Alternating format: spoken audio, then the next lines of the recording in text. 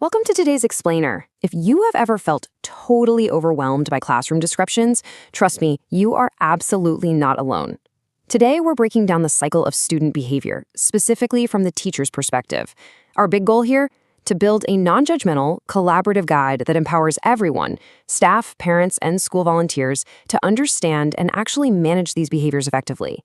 We're going to look at how predictable these cycles really are, and how understanding them can literally transform your classroom dynamic. So let's dive right into the million-dollar question. How do we stop those classroom disruptions before they reach an absolute boiling point? Well, the secret isn't some harsh punishment at the end. It's actually all about what happens at the very beginning. We're going to see how early intervention and building strong, trusting relationships, like just taking a minute to learn about a student's weekend or their interests, can completely prevent a crisis from happening in the first place. Okay, here's our roadmap for this explainer. 1. The calm baseline. 2. Spotting triggers and agitation. 3. Safe verbal redirection. 4. Managing acceleration and peak. 5. De-escalation and non-judgmental recovery. And finally, 6. The collaborative summary guide. We'll be taking a chronological journey right through a teacher's experience. Starting off with Section 1, the calm baseline, identifying the foundation. This is absolutely fundamental. It's all about creating a positive, predictable environment filled with clear routines. When you build strong rapport through daily positive check-ins, students know exactly what to expect. Their anxiety drops, and they just feel secure. And taking a look at this, you can clearly see the 7 distinctive phases of the behavior cycle, starting right there at Phase 1, calm. Problem behaviors don't just happen out of nowhere. They follow this predictable path. This shows us exactly why understanding a student's unique baseline calm state is so critical. You have to know what they look like when they're cooperative, so you can instantly spot when that baseline shifts and the momentum starts building toward a peak. But here's a really critical nuance we need to talk about. Calm baselines vary culturally. Take the story of Hung, a second-grade Vietnamese American student.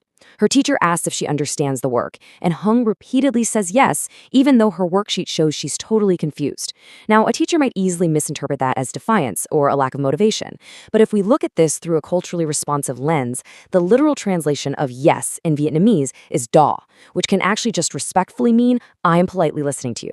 Understanding these unique cultural baselines or even diverse sensory and emotional needs, like a student who naturally avoids eye contact just so they can focus, really prevents us from jumping to punitive conclusions. Moving on to Section 2, spotting triggers and agitation, early intervention. Catching these environmental triggers early is, hands down, your best defense against peak behavior. Phase 2 is all about those triggers. We're talking about unmet needs, a sudden change in the daily routine, or even just a frustrating math worksheet.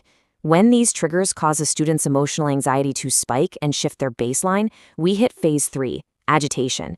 This is where you might see darting eyes, some nervousness, a sudden withdrawal from the group, or physical signs like an increased heart rate. I really want to stress this point. When you see this agitation, it is absolutely your last opportunity to step in and prevent the behavior from accelerating. So, what exactly do we do? Here's a huge pro tip, especially for school volunteers and support staff. When agitation starts, your response has to be supportive, not demanding. Step 1, give the student space and keep yourself calm. Step 2, offer up some options or a preferred activity to help shift their focus.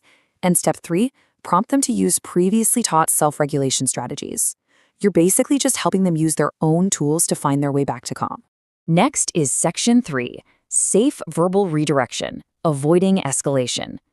How we speak to a student during these fragile moments can either diffuse the whole situation or accidentally pour gasoline on the fire. Picture this role-play scenario. A student named Guy is tapping his pencil on the table. The teacher rigidly demands that he stop. Guy gets defensive and says, "I'm not doing anything." The teacher then issues a warning and escalates the consequence to 15 minutes at the isolation desk. Guy completely digs in, shouting, "I will not, you're always picking on me." See what happened there? This confrontational approach, where a teacher makes rigid demands over a minor issue, literally pushes the student right into a defensive, accelerated state. So instead of trapping yourself and the student in a power struggle, we can use educator Bill Rogers' flexible, non-confrontational strategies. If the tapping is just attention-seeking, try tactical ignoring. Or you could just ask a casual private question like, "Hey Lee, should we be working?" You can even use a simple distraction to shift their focus.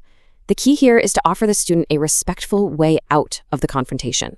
Sometimes using a little appropriate, careful humor can safely diffuse the tension right then and there. But what if verbal redirection fails? That brings us to Section 4, managing acceleration and peak, prioritizing safety.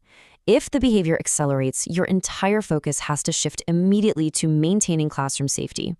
Here is the crucial thing to remember. During acceleration, the student's anxiety and fear have completely taken over. Rational thinking is temporarily gone. They might refuse directions, swear, or make threats. As the adult in the room, you absolutely must remain calm and serious. This is not the time to reason, argue, or get into a power struggle. You simply cannot logic someone out of a state where logic no longer exists. And if that behavior escalates into phase 5, the peak phase, the student is completely out of control. For administrative support, here is your pro tip. During severe peak behaviors like property destruction or physical aggression, staff must follow clear administrative steps. Follow the crisis plan, remove bystanders or clear the room entirely. Call administration immediately, and visually supervise from a safe distance. Do not use physical contact unless it is an absolute last resort for safety. Priority number 1 is keeping everyone, including the student, physically safe. Now, once that peak passes, the intense physical and emotional energy will drop. This takes us into Section 5, de-escalation and non-judgmental recovery. And let me tell you, this is an incredibly delicate time. During de-escalation, rational thinking is slowly starting to return, but the student is highly vulnerable. They might show signs of confusion, withdraw socially, deny what happened, or feel a deep sense of shame and exhaustion. Giving them independent space right now is vital. If you force them into an immediate interaction, demand an apology, or press them with questions while they're feeling that shame, you can very quickly trigger another escalation right back up to the peak. When they finally get to the recovery phase, true healing can start. We need to be empathetic and supportive here. Listen non-judgmentally to establish the facts. Positively reinforce any appropriate behavior they show as they reintegrate into the class. And most importantly, reassure them unconditionally. Let them know that one bad moment has not damaged your positive relationship with them. They need to know you still care. All right, Section 6, the Collaborative Summary Guide, Tools for Staff. Let's pull all these concepts into a practical toolkit designed for new teachers, parents, and managing your daily routines.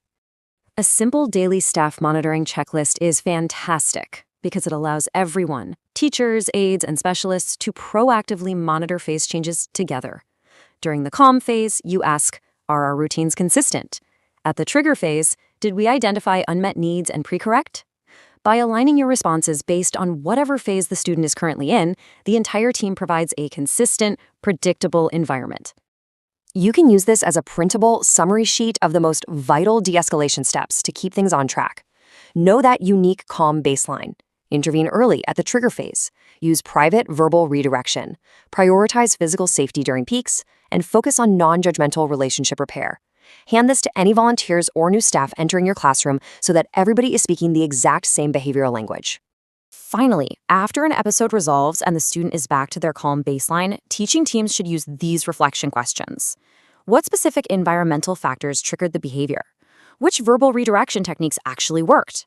How can we adjust our routines tomorrow to prevent this? And did we maintain a trauma-sensitive lens throughout the crisis? Reflecting together is how you adapt your future management plans. Which leaves us with this final provocative thought to consider. If a student's misbehavior is actually just an unmet need or a response to anxiety, how will you change your approach tomorrow? Because when we view behavior through a lens of empathy and understanding, rather than just punishment, we have the power to transform not just the classroom environment, but the student's entire educational journey. Thanks for joining me on this explainer, and happy teaching.